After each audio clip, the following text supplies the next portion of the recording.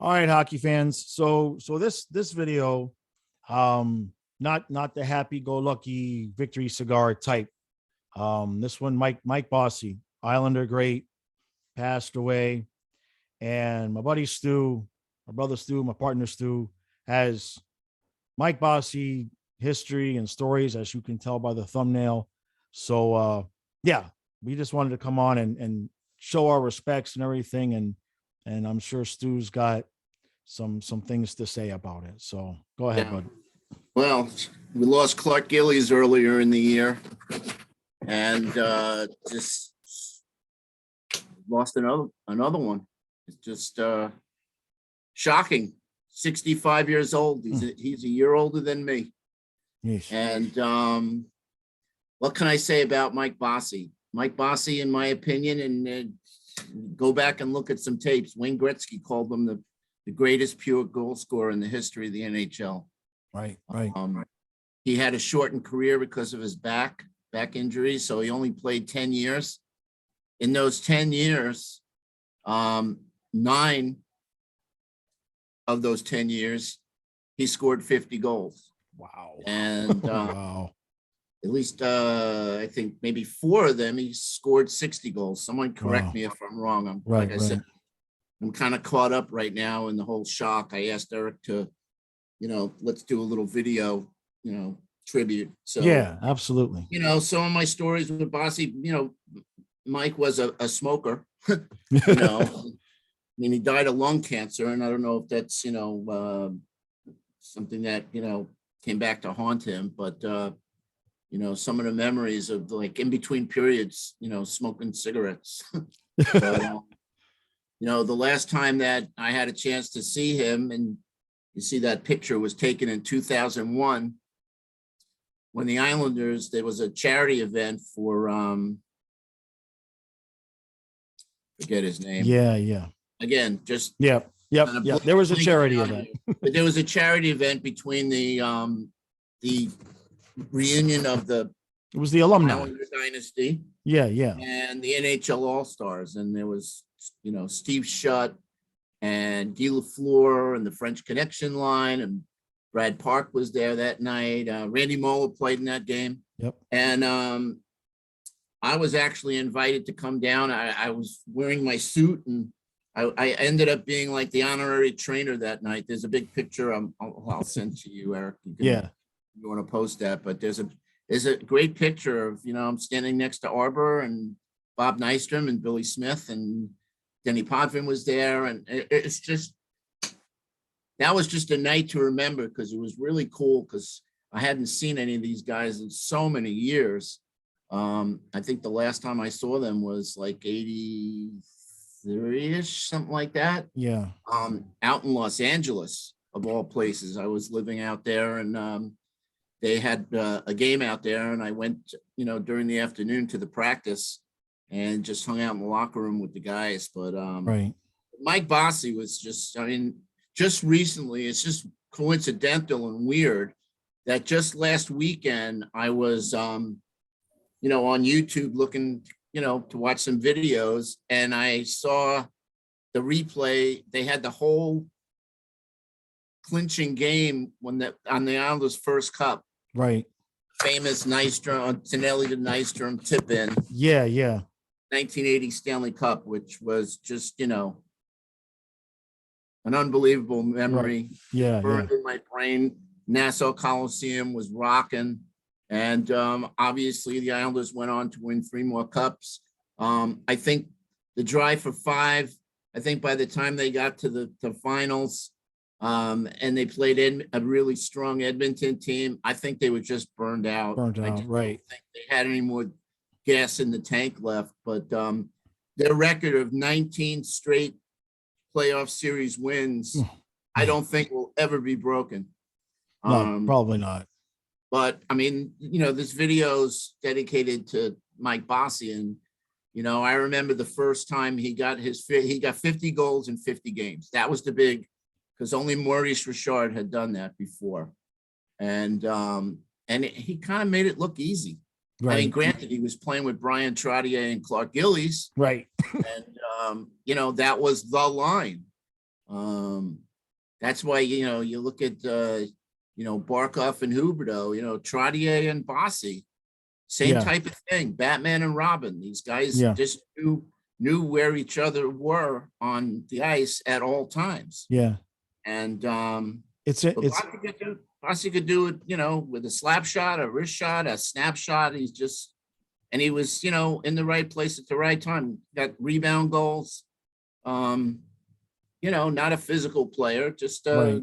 just very talented right winger. Right. It's interesting that you bring up that goal, because I don't know, a couple of weeks ago I was just, how the YouTube algorithm brings you things, and it brought me like the last, I don't know, all 50 overtime or whatever it was, Stanley Cup celebrations, and they had that goal in there that you mentioned with the Islanders, and they had some older goals in there also, and it just, for me, I know this isn't really Islander related, but I got a kick out of the goalies, because like a couple of those goals were scored where the goalie's just like standing straight up, and like the goal would just go down by his knees, and he reached, he missed it, that's it, there's a goal. He's not going down or anything. It was the funniest looking thing. It's like this big tall guy, and like just, I missed it. It was funny. It was kind of cute to see that.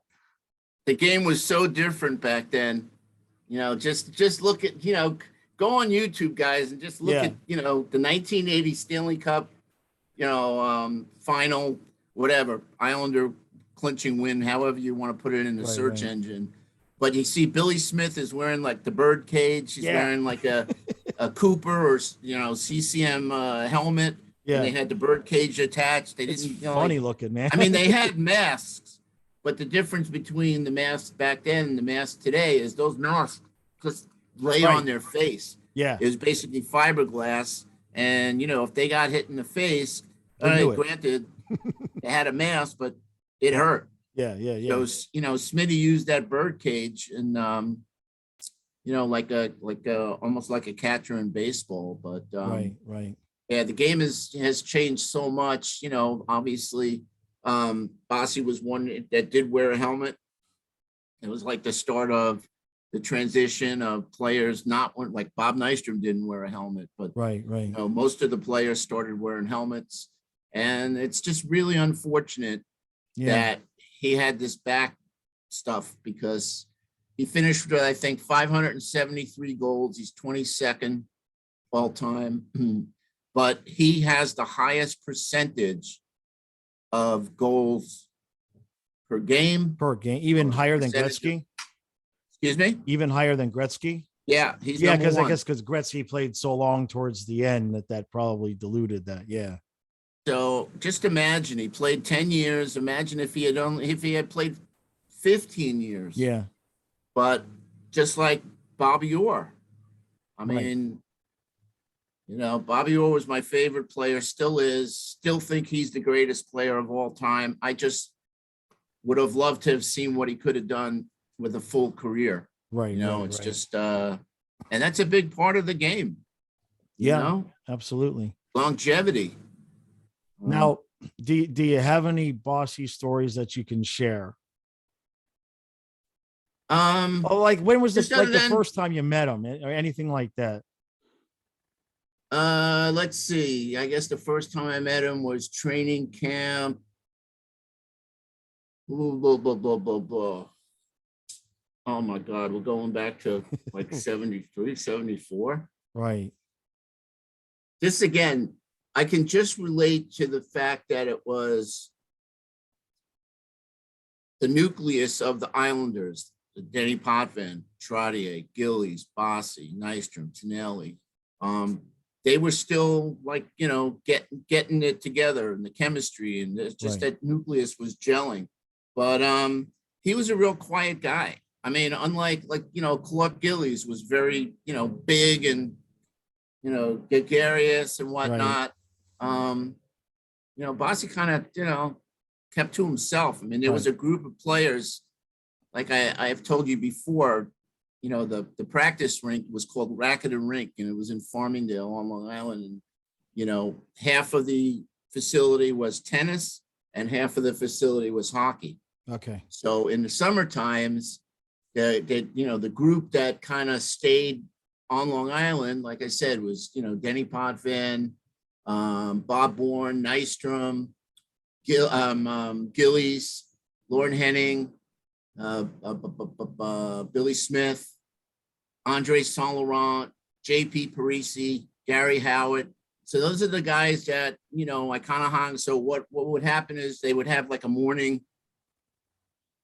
skate / scrimmage, Right. on an occasion or two, if they needed a body. Yeah.